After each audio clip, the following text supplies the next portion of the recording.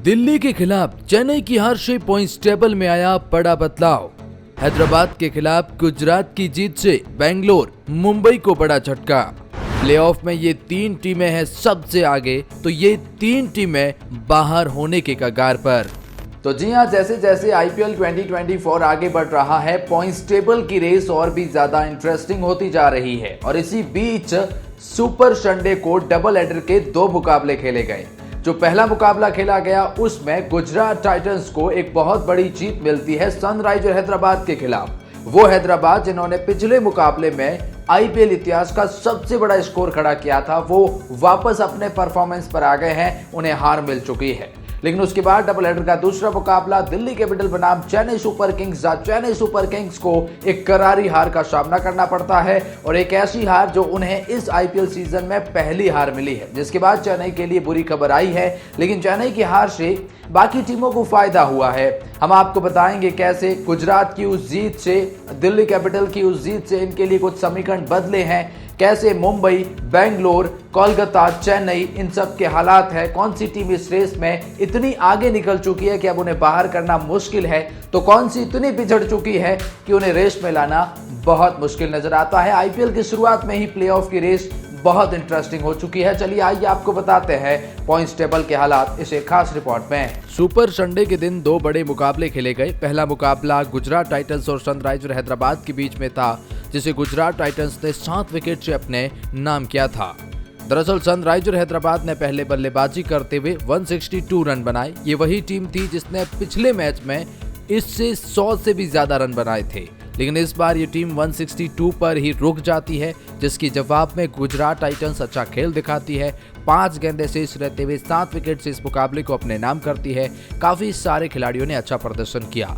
लेकिन दूसरे मुकाबले में चेन्नई सुपर किंग्स और दिल्ली कैपिटल का मुकाबला। चेन्नई सुपर किंग्स पहले गेंदबाजी करती है, दिल्ली 191 रन बनाती है, जिसमें बहुत शानदार बैटिंग शुरुआत में रही थी, पृथ्वी शॉ की रही थी, उसके बाद डेविड वार्नर की अच्छी बल्लेबाजी रही थी, ऋषभ पंत की 51 रन की वो पारी थी, जिसके जवाब में चेन्नई सुपर किंग्स की शुरुआत बहुत लड़खड़ा जाती है।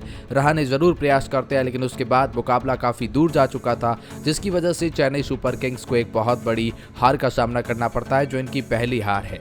और इसके बाद पॉइंट्स टेबल में बड़े बदलाव आए हैं। तो चलिए जानते हैं पॉइंट्स टेबल के पूरे हालात, कौन सी टीम कहां पर है, क्या कुछ कर रही है। रैंकिंग: मुंबई इंडियंस 10वें पायदान पर हैं। 2 मुकाबले खेले हैं, दोनों मुकाबलों में हार का सामना करना पड़ा है। 0 पॉइंट के साथ में और माइनस में नेट रन रेट होने की वजह से ये टीम इस पॉइंट्स टेबल में फिलहाल 10वें पायदान पर है। मुंबई का जो अगला मुकाबला राजस्थान रॉयल के खिलाफ है, उसमें बहुत कुछ डिपेंड करेगा। वो मुकाबला मुंबई के लिए मस्ट विन है। अब समीकरण क्या बनते हैं और प्लेऑफ में जाने के लिए मुंबई को क्या कुछ करना पड़ेगा। दरअसल मुंबई इंडियंस को अब भी 12 मुकाबले खेलने हैं, और 12 में से मुंबई को जीतने हैं 8 मुकाबले। हर हालात में 8 मुकाबले तो जीतने ही होंगे। अगर आप ऐसा कर पाते हैं तो आप फिर प्लेऑफ में जगह बना जाएंगे। और आपको बता दें कि किसी भी टीम को प्लेऑफ में जगह बनाने के लिए 14 में से 8 मुकाबले जीतने होते हैं। तो मुंबई के लिए 2 मुकाबले हार गए, तो अब 12 में से 8 रह गए हैं। 1-2 आने वाले और हार गए तो फिर मुश्किलें बहुत ज्यादा बढ़ जाएगी।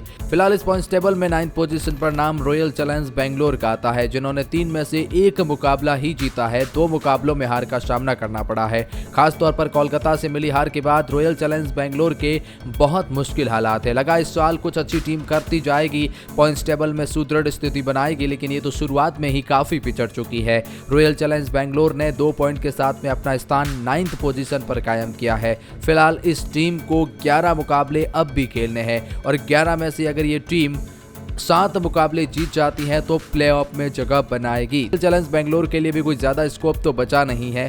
11 में से 7 मुकाबले हर हालात में जीतने होंगे कोहली की इस टीम को। फिलहाल पॉइंट्स टेबल में 8th पोजीशन पर नाम पंजाब किंग्स का आता है, जिन्होंने 3 मुकाबले खेले हैं और 1 ही मुकाबला जीता है। 2 मुकाबले हारे हैं। पंजाब को हार का सामना हाल ही में करना पड़ा था, बहुत बड़ी हार लखनऊ से मिली थी। खैर, अगर आप पंजाब किंग्स की बात करते हैं तो फिर इस टीम को अब भी 11 मुकाबले खेलने हैं, और उसमें से 7 मुकाबले इस टीम को हर हालात में जीतने हैं। 11 में से 7 जीतते हैं तो प्लेऑफ में जगह बना लेंगे, लेकिन अगर ऐसा नहीं कर पाए तो फिर आप बाहर हो जाएंगे।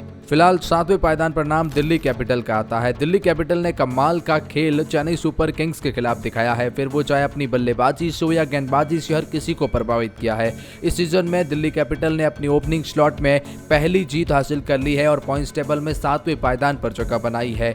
दिल्ली कैपिटल जो है अब भी 11 मुकाबले खेलेगी।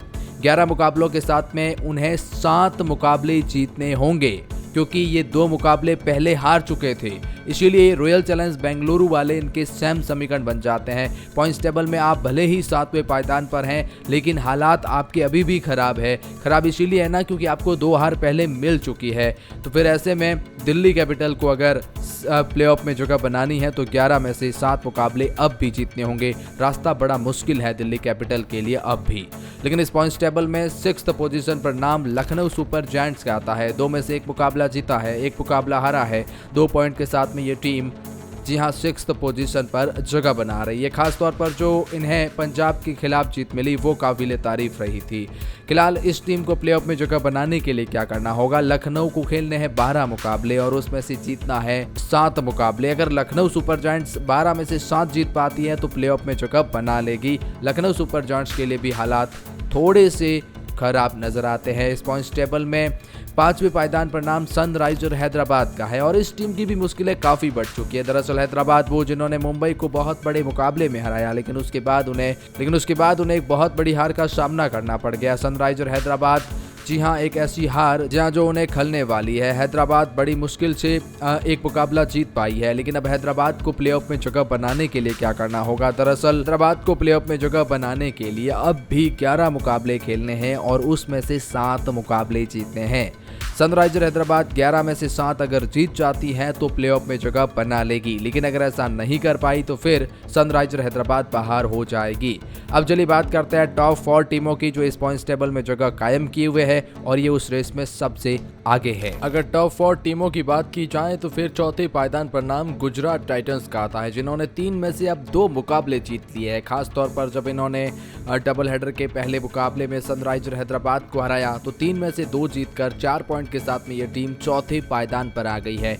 बहुत ही अच्छी पोजीशन इन्होंने हासिल कर ली है। बहुत ही कमाल की इन्होंने जो है वो यहाँ पर परफॉर्मेंस दी है। समीकरण क्या बनते हैं? समीकरण बहुत शानदार बन रहे हैं इनके लिए कि इन्हें 11 मुकाबले खेलने हैं और उसमें से केवल 6 मुकाबले जीतने हैं। 11 में से 6 जीतने गुजरात के लिए आसान लग सकता है, लेकिन आने वाले 2-3 मैच बड़े इंपॉर्टेंट रहेंगे पॉइंट्स टेबल के लिहाज से। तीसरे पायदान पर नाम राजस्थान रॉयल का है, जिन्होंने 2 में से 2 मुकाबले जीते हैं और 4 पॉइंट के साथ में तीसरे पायदान पर है। 12 बचे हैं इनके भी मुकाबले और उसमें से 6 मुकाबले जीतकर ये टीम प्लेऑफ में जगह बना पाएगी। तो 12 में से 6 जीतना राजस्थान के लिए आसान भी लगता है। खैर चेन्नई सुपर किंग्स को थोड़ा सा झटका लगा है। वो पहले पायदान पर थे, लेकिन अब वो दूसरे पायदान पर आ गए हैं। 3 में से 2 जीते हैं, 1 हार मिल चुकी है दिल्ली के खिलाफ और 4 पॉइंट के साथ में ये टीम दूसरे पायदान पर है। अगर अब चेन्नई के प्लेऑफ की बात करेंगे तो 11 मुकाबले इन्हें खेलने हैं और उसमें से 6 मुकाबले जीतने हैं, यानी 1 हार के बाद थोड़ी मुश्किलें बढ़ेगी, लेकिन 11 में से 6 चेन्नई के लिए आसान रास्ता लगता है क्योंकि इस टीम में वो खासियत है और धोनी है। खैर पहले पायदान पर नाम कोलकाता नाइट राइडर, इन्हें बड़ा फायदा हुआ है चेन्नई की हार से। पहले पायदान पर चले गए हैं, 2 में से 2 जीत चुके हैं, 4 पॉइंट के साथ में ये पहले पायदान पर है।